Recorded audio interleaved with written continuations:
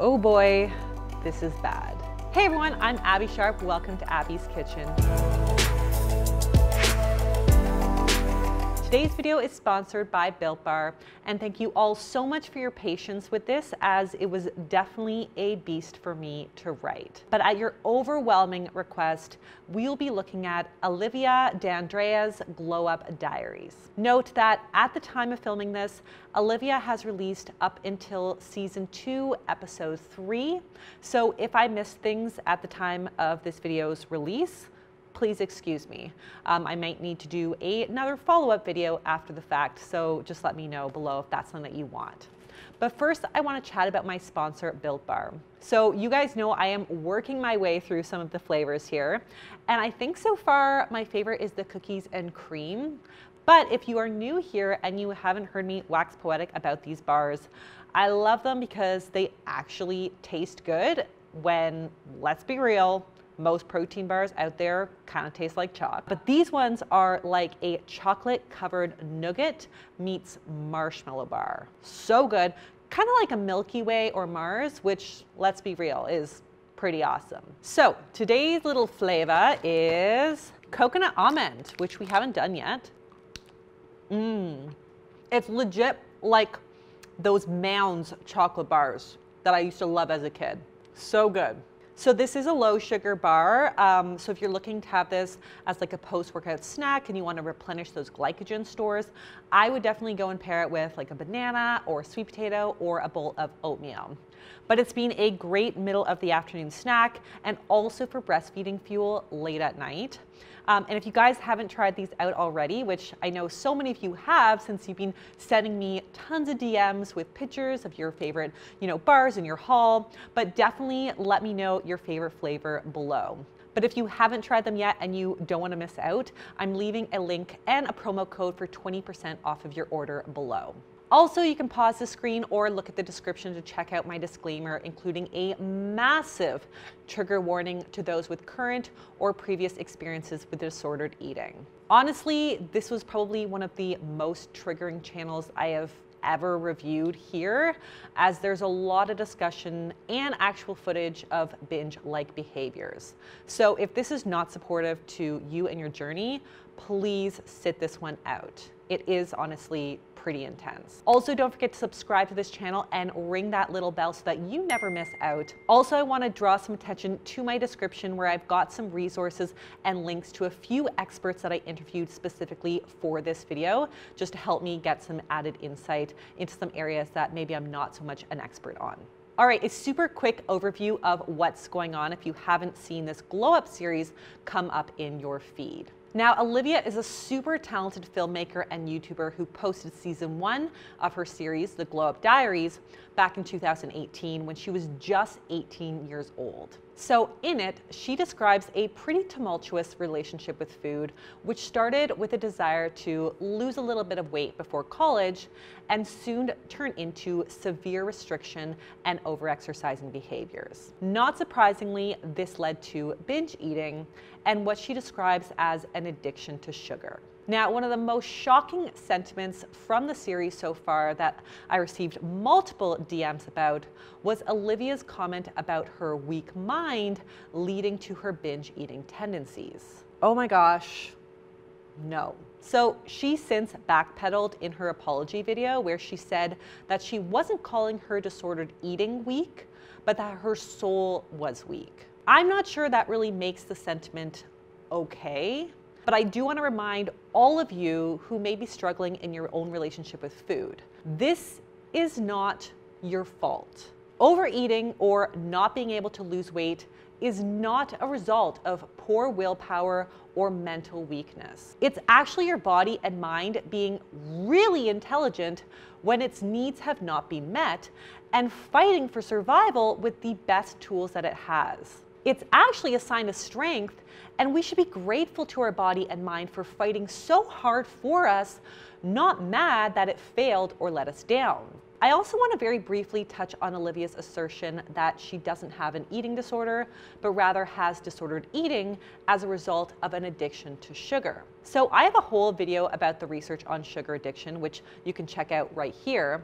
And while the jury is out on its legitimacy from a biophysiological or clinical perspective, I am not denying its possibility, or at least that the experience of food and sugar addiction is very real. What I can tell you, however, is that the media had a frenzy about mice research suggesting that sugar is as addictive as cocaine because it causes symptoms of withdrawal. Now, this seems to also be the research that Alivia quotes in her I'm Sorry video right here. But if you look at the research very carefully, what it actually says is that the subjects, aka mice, only displayed addictive or withdrawal-like behaviors after they had been previously restricted of sugar. In other words, when you make sugar a novelty, you are going to obsess. We know that. We can see that quite plainly, and eating disorder experts agree on this. So when you're yo-yo dieting or severely restricting yourself in an effort to lose weight fast, it's totally normal to have these obsessive-like tendencies around food. I also have to express my immense empathy for Alivia. I mean, I cried along with her just watching her journey and blaming herself anytime she would eat something sweet, because I just feel that she had been so let down by literally every potential support system around her. Let's just watch this clip for a second. You're not eating right now. It's a cake in a box. It doesn't matter. You're not making that. Livy, stop this. Don't make it, please. Go to bed because you can't eat this late at night. All that freaking sugar. There isn't much. There's no sugar in this. So I spoke with my colleague, Alissa Rumsey, author of the new book, Unapologetic Eating, which I will link below. And she suggested that when parents criticize a child's food or body, even if it comes from a place of concern and love, it often triggers a bit of a rebellious instinct, which makes us want to do the forbidden behavior even more. So by telling Alivia not to eat the mug cake, it may make the drive to eat it even stronger. Alissa suggested that the best thing that we can do as parents is to try to stay neutral when we talk about food and body size, avoiding any moral language like good or bad, and instead trying to build a more open, positive eating environment at home. Another colleague of mine, Alyssa Pearson, suggested that if you want to help without harming, to ask open-ended questions that encourage your friend or your family member to open up about their experience about food on their own terms. We don't want to get confrontational or accusatory, which may push someone who's struggling with their relationship with food into defense mode or into hiding. Now, what I want to actually focus on in this video, however, is the heavy hitter of season 2, where Alivia and celebrity personal trainer Steve Zim of A Tighter You Fitness walk us through a 20-minute guide that she used to lose weight. Also, side note, but A Tighter You has got to go down as the most cringeworthy business name of all time. But anyways, let's look at this piece by piece. First, let's discuss Steve's sentiments on guilt around overeating. If you fall off track, do not get upset. You're not a bad person. That's really important to understand. A lot of people are like, oh, I feel bad. Do not have that relationship with food. That's horrible. Every time you have a great meal, you finish your meal, you move on, terrific. You did something great. You feel good about yourself. Let's say you didn't eat a great meal. Do not feel bad about yourself. That's not what this is about. Okay, next meal I'm gonna do better. Okay, so I want to start by saying I think Steve probably means well by this remark. I think what he's getting at, and this is true, is that when you start to moralize yourself after you eat something you shouldn't, you run the risk of getting into that shame cycle that can often trigger a binge. We often call it the Last Supper mentality. Oh my gosh, I ate a few fries that weren't on my plan. I'm a failure, I'm stupid, I'm lazy. I might as well eat all the fries and a pint of ice cream and all the stale chocolate at the back of the pantry from last Halloween. This binge, restrict, repeat cycle is all too common. However, Steve is still moralizing eating behaviors in this statement. You know, if you aren't bad for eating the cupcake, You're also not good for eating a bowl of broccoli either. You can't expect your mind to embrace one side of the coin without the other. So next, let's discuss Steve's demonizing views on sugar. Sugar is what causes us to gain weight. When we eat sugar, our insulin goes through the roof. We have to cut sugar out to get the body to change. And it sounds like an easy thing to do, but you find sugar in a lot of things that you're eating. These are the kind of remarks that I take real issue with, especially because he is speaking to a young girl with severe restrict and binge tendencies. Now, while there's plenty of reasons to keep rough tabs on your added sugar intake, with the American Dietary Guidelines recommending limiting calories from added sugars to no more than 10% of your daily calories each day, or about 12 teaspoons for a 2,000 calorie diet. That does not mean completely cutting all sugar out. This statement makes Steve's earlier sentiment about not feeling guilty for eating certain foods feel very hollow and contradictory. If I was Alivia's dietitian, I would be handling this issue with major kid gloves, because cutting out sugar is exactly the kind of restrictive food rule that could have caused Alivia's sugar binges in the first place. I also want to flag that there isn't anything particularly magical about sugar that immediately causes weight gain. Yes, sugar is less satiating than, let's say, protein or fat, so it is more easy to overconsume. But weight gain ultimately comes down to chronically consuming more calories than your body needs. The fact that this is one of Steve's major arguments makes the reality that his education is in language, not dietetics, even more obvious to me. Next, Alivia discusses the role of insulin and a low glycemic index diet, which is promoted in Steve's book, Superhero Nutrition. So first of all, let's quickly unpack the glycemic index. In short, the glycemic index is a value assigned to a specific food based on how slow or how fast it increases our blood sugar levels. Now, glycemic load combines the glycemic index of that food by its quantity or portion size. Now, the theory is that consuming more low glycemic index carbs keeps your blood sugar levels and therefore your insulin levels low. And that isn't untrue.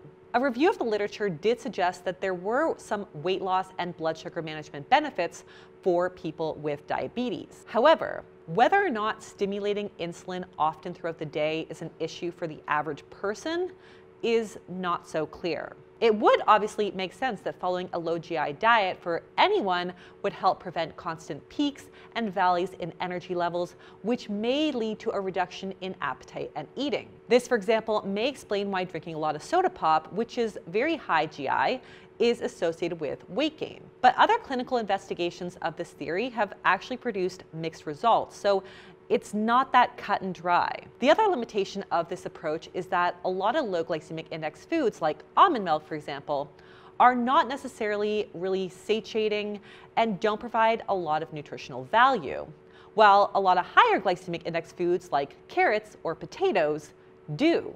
In other words, paying attention to the glycemic index of foods doesn't necessarily tell us the whole picture when it comes to nutrition. It also doesn't account for how the glycemic load of a food can change, often pretty dramatically, when we factor in the other foods that it's consumed with. My advice: think more about building meals with the hunger-crushing combination that I always talk about: fiber, fat, and protein, rather than obsessing over numbers from a chart. As for insulin, we do have a lot of research to suggest that insulin is not the magic key to weight gain or weight loss. One huge meta-analysis found no difference in body fat loss rates between a low carbohydrate and therefore a low insulin diet and a high carbohydrate or high insulin diet. Even in metabolic ward studies where food intake is tightly controlled and energy expenditure is measured, we see no advantage with a very low insulin or ketogenic diet. My colleague Eric Williamson from Unlocked Fitness and Nutrition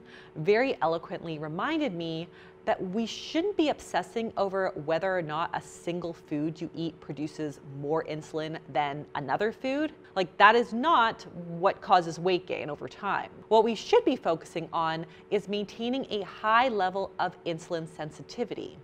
And the best way to do that is to move your body regularly and consume a nutrient-dense diet most of the time. Sugar also doesn't tell us the whole story when it comes to insulin, since protein and fat, when consumed with carbs, also can elicit an insulin response. Anyways, this is all super complicated, but the bottom line is that Steve's advice, and ultimately his book, is misinformed. But let's move on to the scale, and I will just say that this part was very emotional to watch. Do not worry about scale weight. We all look at the scale, we jump on, and we think that that's the end all. It's not the end all at all. Yes, yes, yes. The scale is often such an unreliable way to evaluate weight change, which can fluctuate easily from water and food consumption, hormones, bathroom habits, etc. So I 100% agree with Steve on that. So we have the scale, we have body fat, and we have measurements. And what we use a scale for is to see where our starting number is. What I use the body fat for is to see what percentage of the scale is actually fat pounds. How much is muscle? How much is water? The measurements, now what we do with that is we measure the body. I want to look for symmetry. Oh, Steve, you could have just stopped while you were ahead. As I've said before, I have nothing against any of these tools as benchmarks for measuring success if they feel supportive to you. But for a lot of others, seeing measurements or body fat percentage can be as triggering as the number on the scale. I am honestly shocked that Steve didn't flag this with Alivia before taking her on as a client, considering her history. There are so many other important ways that a young girl like Alivia should be encouraged to track progress, like increased energy levels, decreased stress, improved digestion, better sleep, or improved mood.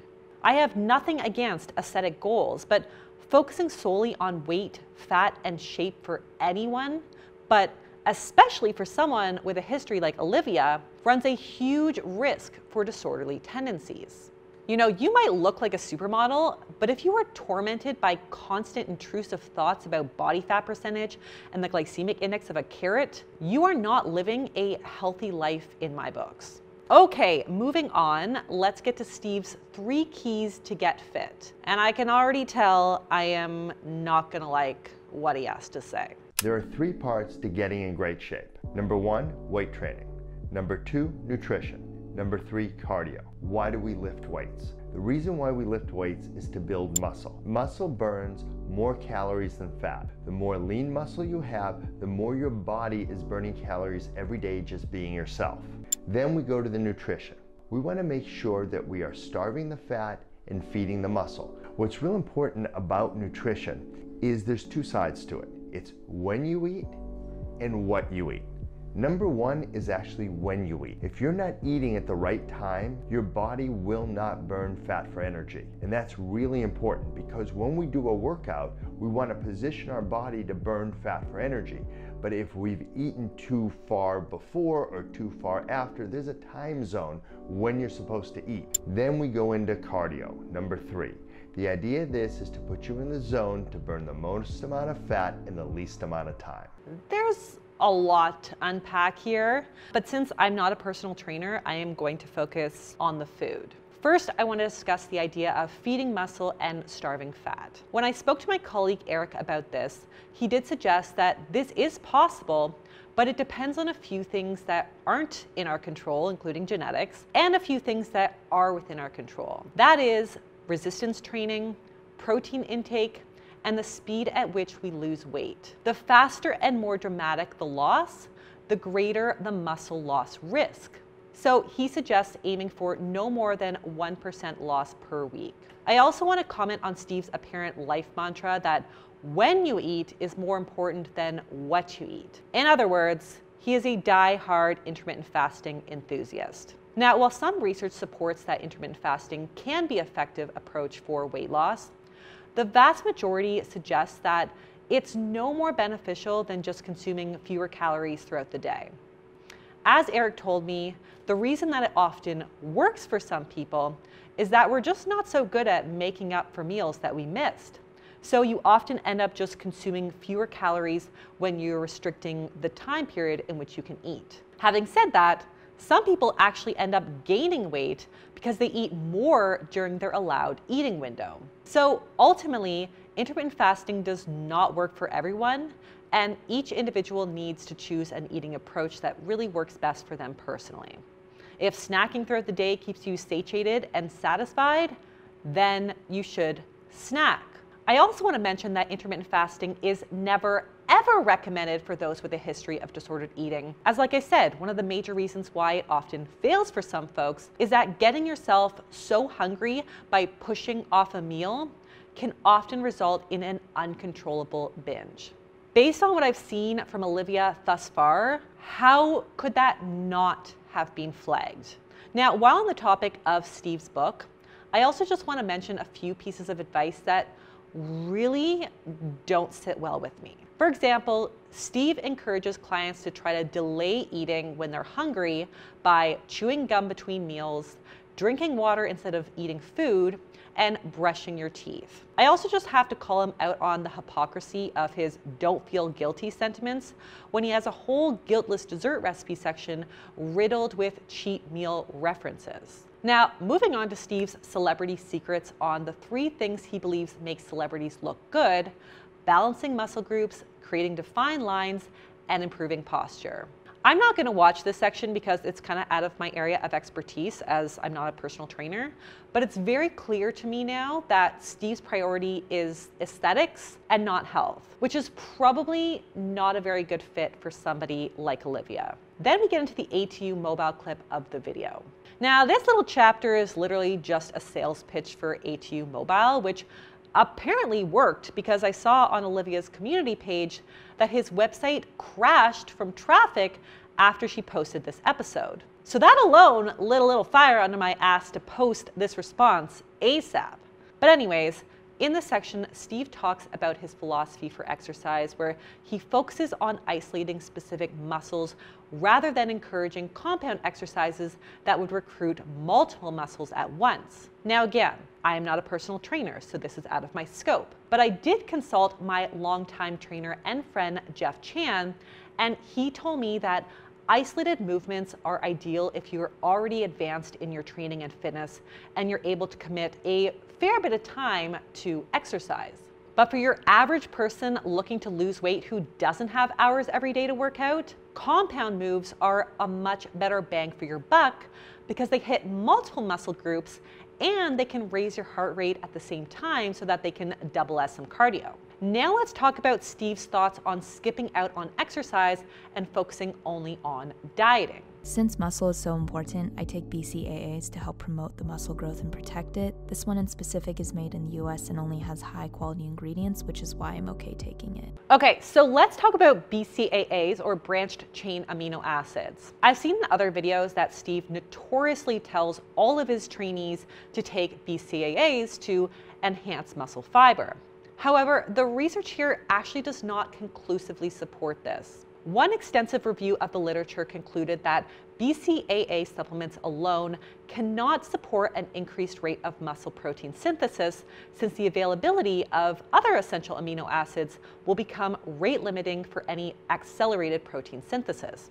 That was a lot, but hopefully you got what I mean. Now, because of this, a few human studies have actually reported decreases rather than increases in muscle protein synthesis while taking BCAAs. We also know that the 3 branched chain amino acids, leucine, isoleucine, and valine, can be obtained pretty easily in everything from eggs, chicken, fish, chickpeas, lentils, and brown rice. So if you're getting enough protein in your diet in general, a supplement is generally considered pretty unnecessary. This is also obviously the cheaper option, but also more nutritious, since food sources of BCAAs also contain a wide range of other nutrients. All right, now let's switch gears to talk about sleep, something I could use a little bit more of right now. Sleep is so important. If you don't get enough sleep, your body will not allow you to burn fat. Sleeping is key. So if you're only getting a few hours of sleep, you're actually working against yourself. So the deeper your sleep, your body repairs, it allows it to burn fat for energy. Okay, so this isn't totally untrue. We do have research linking our evening sleep habits to weight gain, with one 6-year prospective study finding that those who slept less than 5 hours or more than 9 hours a night were 35% and 25% more likely to gain 5 kilos over 6 years, respectively. Now, findings from other cross-sectional and cohort studies also suggest that undersleeping is strongly and consistently associated with childhood obesity. The reason for this is largely related to some hormonal shifts that occur when we undersleep. So, for example, a lot of the evidence suggests that poor sleep can reduce our fullness hormone leptin and increase our hunger hormone ghrelin. Sleep deprivation also seems to increase our stress hormone cortisol, impairs our HPA axis regulation, and results in glucocorticoid overload, all of which can increase fat storage. In fact, one study found that curtailing sleep while dieting reduced the fraction of weight loss from fat by 55% and increased the loss of fat-free body mass by 60%.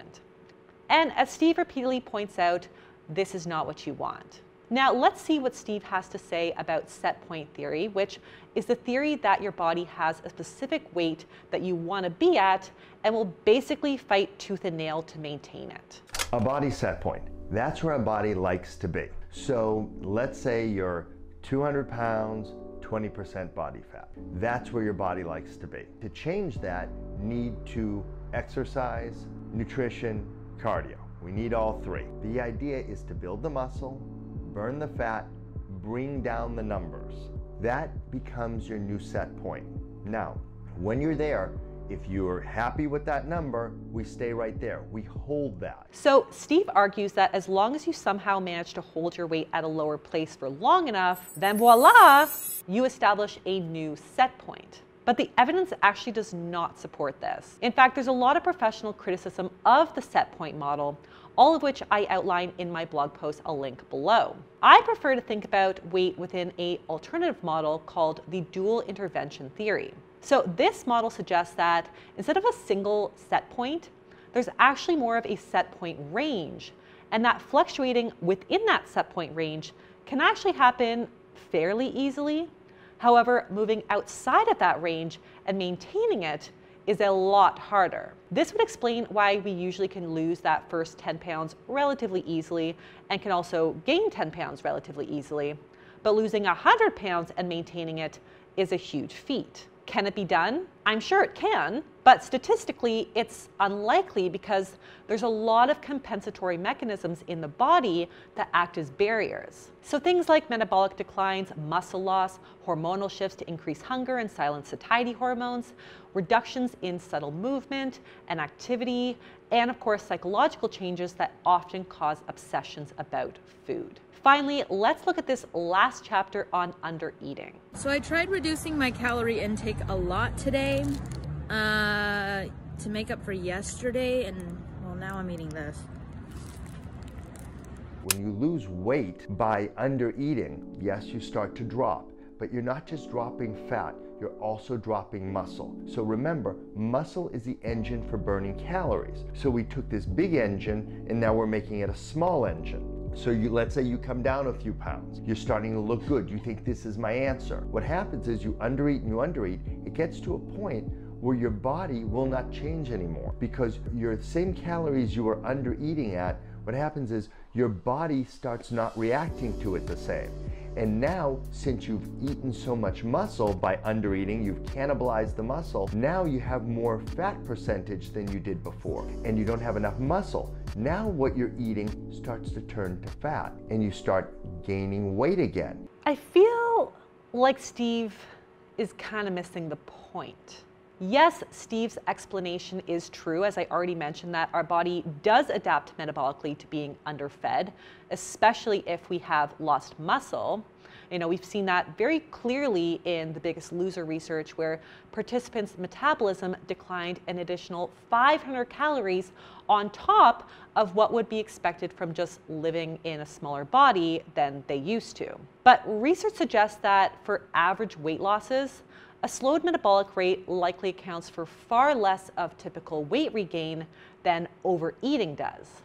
And what causes the immense drive to overeat or binge? Undereating, which was exactly what Alivia just demonstrated when she ate that marshmallow bar after a day of purposeful restriction. I am shocked that Steve isn't picking up on this really important psychological piece of the puzzle. I want to close off on some thoughts from Alivia's season 2, episode 3 video, which at the time of filming is the last video that she had posted.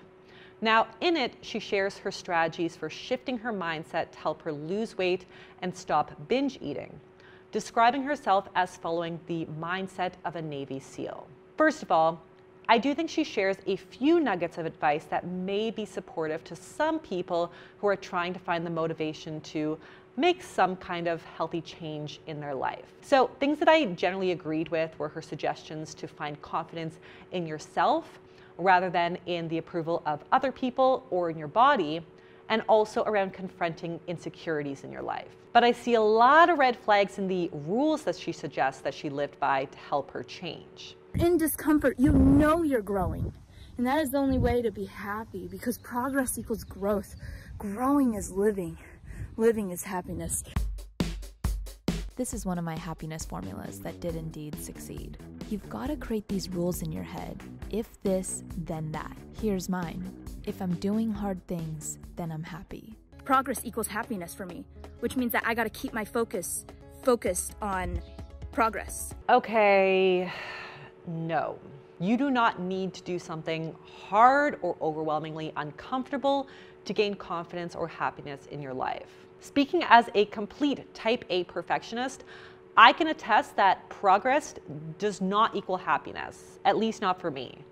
In fact, an obsession with progress and productivity and perfection are probably the only things in my life that have actually stood in my way of true happiness. So I can't deny that this may be a helpful mantra for Alivia at this moment. I think it's probably not great advice for the masses. What I am more confident about for Alivia specifically is that putting yourself in a constant state of discomfort creates another perfect storm to swing back to old habits. Like this. Oh, I don't even want to drink this water. I think I'm going to throw up. I think I'm going to throw up. This should not be the goal. Muscling through a workout that makes you want to throw up only to say that you're going to do it again because discomfort equals growth is a great way to condition yourself to hate any kind of movement. This is not how healthy long-term habits are formed. This is how we form a dysfunctional relationship with an activity that will never provide us with true happiness or health. And while I'm ranting here, I just need to say that I was also a little bit turned off by this comment right here. Just remember, doing hard things makes you tough. That's what I'm going to teach my child in the future. As a mom of 2 boys, I really hope not.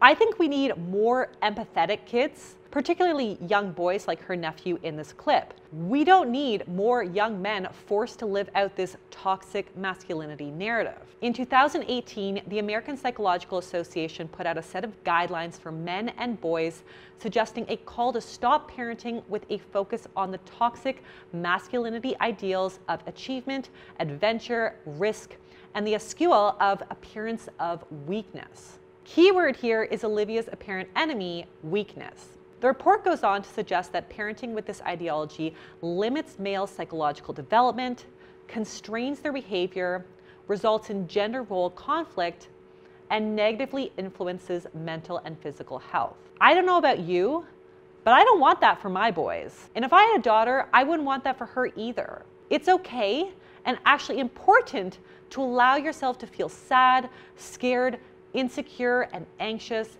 and to express discomfort, pain, and emotion. I get that this isn't the Navy SEAL way that she's describing herself as idolizing, but the research suggests that this mentality alone will not help support healthy, happy adults who are capable of fostering healthy, happy relationships with themselves or others. This front does not help us heal and grow from within. In conclusion, I would say that if I can give Alivia any advice, it would be to find another trainer, one who has a better knowledge and sensitivity to Alivia's binge restrict history. Now, Steve isn't necessarily wrong in all the things that he says, but his advice and approach is just grossly problematic for a client like Alivia. No one with a history of disordered eating should be exercising to the point of nausea and following a strict low GI intermittent fasting diet. This will not improve her health. It will only prolong Alivia's journey and true recovery. Despite calling her past struggles with food disordered eating, Alivia does currently claim that she's extremely happy and now has a healthy relationship with food. And obviously I can't deny that. I'm not her, and I'm not her therapist. But I'm flagging this because in practice, any respected dietitian, even one who exclusively works in aesthetic-driven weight loss, would never recommend a protocol like this to a client like Alivia. And for that reason, I strongly urge all of you watching to be critical media consumers and to be wary of the information and suggestions that you've seen here in this series. I know how enticing it is to see Alivia's body transformation set to that strong, empowering drumbeat, but I think that this could be really dangerous advice in the wrong hands. So if you are struggling or have struggled with similar challenges as Alivia, please get your advice from a healthcare provider, not a personal trainer, and not a YouTuber, myself included. This is not the path for you. And on that note, that is all that I have for you today. I'm going to leave some resources below for those who have struggled with disordered eating. And again, thank you to all of my colleagues who I interviewed to help put this video together. Also, a big thank you to Buildbar for sponsoring. If you like this video, be sure to give it the thumbs up. Leave me a comment below with what you want to see me review next. Subscribe to the channel, and I will see you next time on Abby's Kitchen. Bye.